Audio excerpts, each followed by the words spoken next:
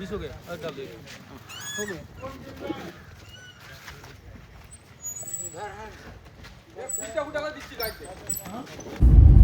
नमस्कार, मी अभय महाजनी. स्वागत आहे तुम्हा सर्वांचं पुन्हा एकदा आपल्या सॉलिड कडक अशा यूट्यूब चॅनलवर. मागच्या ब्लॉगमध्ये मी तुम्हाला दाखवलं होतं की कसे आपण सगळे आता खड्डे खडून घेतलेले आहेत आणि त्याच्यानंतर 4-5 दिवसांनी आपल्याला लेंडी खत, शेणखत आणि बोरिक पावडर टाकायची जी काही प्रक्रिया होती ती आपण करून घेतली. ते करताना मी तिकडे नव्हतो, आपले उपसरपंच अंकुशजी कंक उभे होते, मारुती दादा उभे होते, त्यांनी ते सगळं करून घेतलं. सो मला तो ब्लॉग शूट करता आला नाही कारण मी मुंबईत होतो. 2-3 कामं होती. मुलीचा वाढदिवस होता, माझ्या पासपोर्टची अपॉइंटमेंट होती आणि ते सगळं झालं व्यवस्थित. मी परवा पुण्याला आलो आणि 2 दिवस गेले पुण्याला. मस्त वातावरण आहे आणि पाऊसही आहे बऱ्यापैकी. सो मला परवा रात्रीच अंकुशजींचा फोन आला की आता रोपं आपल्याला घ्यायला काही हरकत नाही आहे, सो कुठल्या नर्सरीमध्ये तुम्ही जाऊन काय फायनलाइज करायचं ते करा. सो सोमाटणे फाटा आहे तळेगावच्या अलीकडे, तिकडे 2-3 चांगल्या नर्सरीज आहेत. मी आज तिकडे व्हिजिट करतोय. मी ॲक्च्युली उरळी कांचन पण बघितलं होतं, तिकडे पण चांगल्या नर्सरीज आहेत, मोठ्या मोठ्या नर्सरीज आहेत. पण आमचे एक रावेतच्या रेस्टॉरंटचे एक पार्टनर आहेत, त्यांची स्वतःची सुद्धा नर्सरी आहे. तिकडे पण वेळ मिळाला तर आपण आज जाऊ. त्यांनी मला सुचवलं की एवढं उरळी कांचन लांब जायची गरज नाही आहे, सोमाटणेला पण मस्त नर्सरीज आहेत आणि चांगली रोपं तिकडे सुद्धा मिळतील. सो मी काय काय प्लॅनिंग पण केलं आहे ऑन पेपर, तुम्हाला दाखवलं होतं मागच्या वेळी. सो आज जाऊ नर्सरीला आणि सगळी रोपं फायनलाइज करून ॲडव्हान्स वगैरे काय द्यायचं आहे तो देऊन विषय संपू. So stay tuned. आज मस्त वेदर आहे, म्हणजे असं ढगाळ वातावरण तर आहेच, पण बघू आता पाऊस पडतो का. म्हणजे आता नर्सरीला आपण चाललोय तिथपर्यंत तर पाऊस नाही पडला पाहिजे कारण तिकडे आपल्याला फिरायचं आहे, भरपूर काय काय माहिती घ्यायची आहे. पण चांगलं आहे वातावरण, कूल आहे, मजा येते.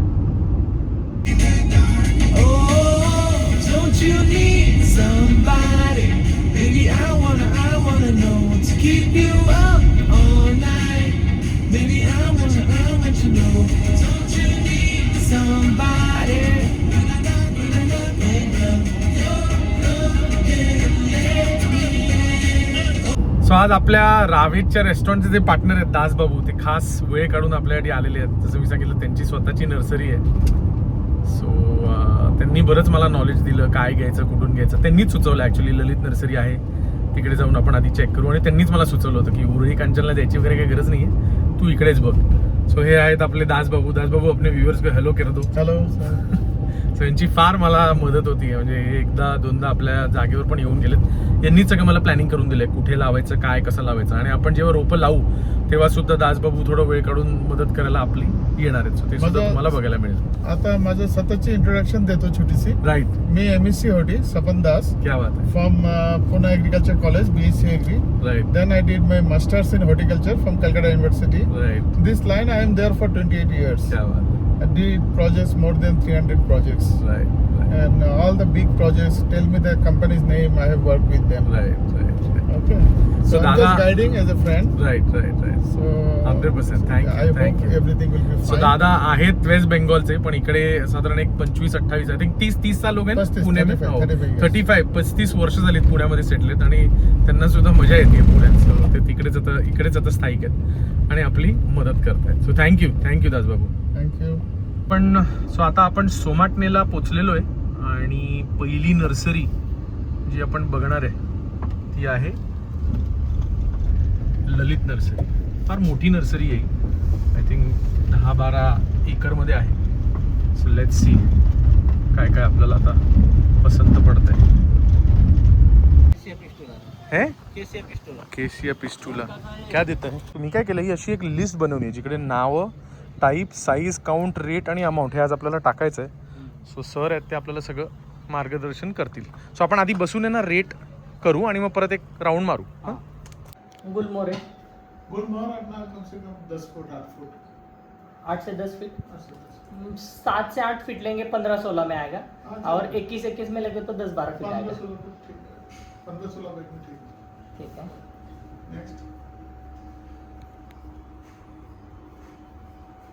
एक सोनचाफा. सोनचाफा 5 फुट 4-5 फीट का 9-11 में देता है. सो किती फूट झाड आहे त्याच्यावर बॅगची साईज डिसाईड होते. नहीं तुम्ही हे काय म्हणताय 15-16 ते काय करेक्ट है असतं? ना वो बैग का साइज के हिसाब से झाड़ का हाइट का है. अच्छा. बैक साइज बड़ा रहता है, झाड़ छोटा रहता है. जैसे डाउट पे बात कर लेंगे ना. ओके. पण जनरल कॅल्क्युलेशन वो आहे की जसं झाड असेल तसं बैक त्या साईजची bag. Actually bag size first येते आणि Okay. त्याच्यानुसार झाडाची उंची ठरवली. ओके. अंडरस्टूड. उसके हिसाब से रेट आता है. अंडरस्टूड. विविध प्रकारच्या खडी पण हे लोक विकतात. कलर स्टोन्स मस्त आहे. सगळं चांगलं असतं लँडस्केपिंगसाठी. ह्यांच्याकडे ना अशा या पुगनूर गाई पण येतात. छोट्या असतात पण ह्या असं आय थिंक 2-2.5-3 फूट यांची हाईट असते. पण मस्त दूध वगैरे पण देतात आणि या आहेत ॲक्च्युली मोठ्या गाई पण यांची साईज छोटी असते. शूटिंग कर रहे हैं क्या? हे हां फिर करेंगे ना. सो हे धीरजजी आहेत आणि जे मला वाटलं होतं की मला रेट आणि सगळं टाकावं लागेल साईज वगैरे ते ललितजींनी मला टाकून पूर्ण शीटच बनवून दिलेली आहे. सो आता आपण रोपं बघायला जाणार आहोत. पहिले किधर से चालू करेंगे? अपना ये सब है कोनोकार्पस, गुलमोहर, सोनचाफा वगैरह वो सब है यहाँ से. चलो. जाऊ दे राहू दे. काय मस्त मस्त झाडं आहे त्यांच्याकडे यार. From 2 feet up to like 10-15 feet यांच्याकडे सगळी विविध प्रकारची झाडं आहेत. कितना एकर में रहेगा दादा ये? 500 एकर आहे. हां 5-6 एकरमध्ये ही सगळी नर्सरी यांची स्प्रेड आहे. मस्त आहे. आणि नर्सरी मेंटेन करणं आय एम शुअर सोपी गोष्ट नसेल. अशी काही काही झाडं तुटत असतात, पडत असतात, अतिवृष्टी होते बरेचदा. मेहनत आहे म्हणजे कष्ट आहे.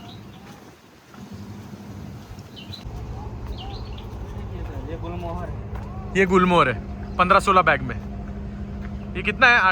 8-9 फीट है ना? हाँ 10 फुट के आसपास. ठीक. आहे सुंदर बोगनविलाचं झाड आहे. चंदन का लेके आऊं क्या सर? हाँ रेड चंदन लेके आओ ना. हाँ इधर है. अंदर नहीं आ पाएंगे. क्या है? ऐसा हाँ ठीक आहे चलेगा ना. हे अशी पूर्ण कॅनपी बनते आणि खरंच एवढे कष्ट या लोकांना करावे लागत असतील ना हे सगळं मेंटेन करताना. आणि असं एकदम हिरवगार असं आहे.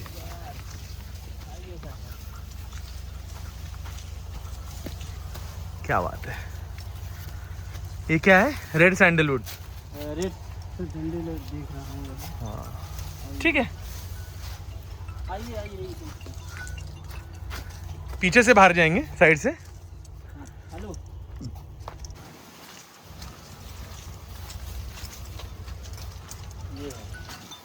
ये है रेड सैंडलवुड. कितना है ये बॅग साईज? 16. सो वेगळ्या वेगळ्या बॅग साईजेस असतात आणि त्याप्रमाणे सगळं सेट होतं की झाडाची साईज किती आहे. मला एक 3 वडाची झाडं लावायची होती पण मला मारुतीदादांनी सांगितलं की 3 नका लावू, 1 पुरेसा आहे. सो आपण वडाचं झाड पण साधारण एक 7 फुटाचं घेतोय. हे आहे आपलं बेलपत्र. ये भी अपन ने यही साइज लिया है ना? ये कितना साइज है बैग का? 21. नाइस. हे आवळ्याचं झाड आहे. ह्याला म्हणतात ग्राफ्टेड जामुन. जामुन म्हणजे आपलं जांभूळ. तुम्ही बघू शकता ह्याला जांभळं लागलेली आहेत. आणि ग्राफ्टेड म्हणजे काय? आपण जे आधी सीड लावायचो ते सीड लावलं की 4-5 वर्षांनी फळ येतं. आता ग्राफ्टेड झाडं मिळतात म्हणजे 1-1.5-2 वर्षात तुम्हाला फळ मिळतं. ये भी आपण ये कोणचा बॅग साईज आहे?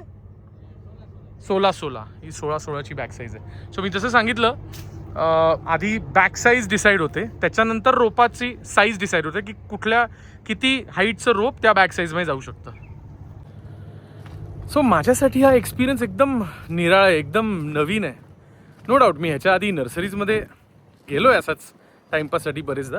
पण कमर्शियल रिझन्ससाठी की आपल्याला आता रोपं विकत घ्यायची आहेत, आपल्याला लावायची आहेत, ते एक ज्ञान घेणं आणि प्रश्न विचारणं आणि सगळं नोटिंग करणं आणि तो अनुभव घेणं ही वेगळीच एक मजा आहे. आणि एवढ्या विविध प्रकारचे म्हणजे प्लांटेशन्स आहेत. काही काही अस्थेटिक असतात, काही नुसते फ्लावर्स असतात, काही अस्थेटिक शेड असतात, काही फ्लावर आणि शेड असतात, काही फ्रूट्स असतात, हर्ब्स असतात, क्लाइंबर्स असतात, श्रब्स असतात. बरंच काय काय आज बघायला मिळालंय आणि शिकायला मिळालंय. अंजीर अंजीर कहाँ पे? ये यहाँ पे क्या बात है. हे बघा हे सगळे अंजीर लागले. सो ये पकने में कितना टाइम लगता है? अभी पिकेगा. पिकेगा. क्या बात है, बहुत बढ़िया. काय अंजीर लागलेत सॉलिड आणि मी खातो, मला आवडतात अंजीर. सो आपण एक 4 झाडं अंजीरची पण घेतलीत.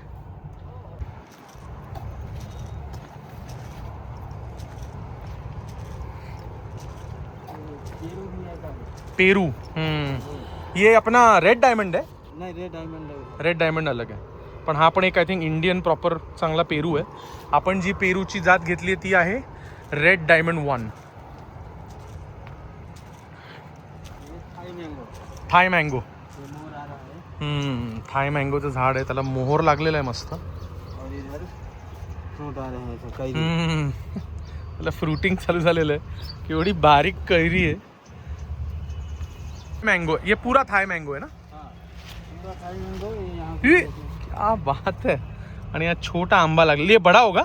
बड़ा होगा. थोडा बडा होगा. हम्म. क्या बात आहे. हा सगळा हाँ. थाय मँगो. सो मला थाय मँगो आवडतो, म्हणजे मी थायलंडला खाल्लाय 2दा. स्वीट असतो. सो 5 रोपं मी थाय मँगो पण लावतो. केसर. केसर. हाँ खाइए आप. क्या बात है. केसर आंबा. ये आपने तोडा हाँ मेरे लिए? हाँ. थँक्यू. सो आपलं आता सगळं ललित नर्सरीमध्ये बघून झालेलं आहे. रेट लिस्ट पण मिळालेली आहेत, सगळी रोपं तपासून झालेली आहेत. आता बघू आपण नेक्स्ट नर्सरीला जायचं की नाही.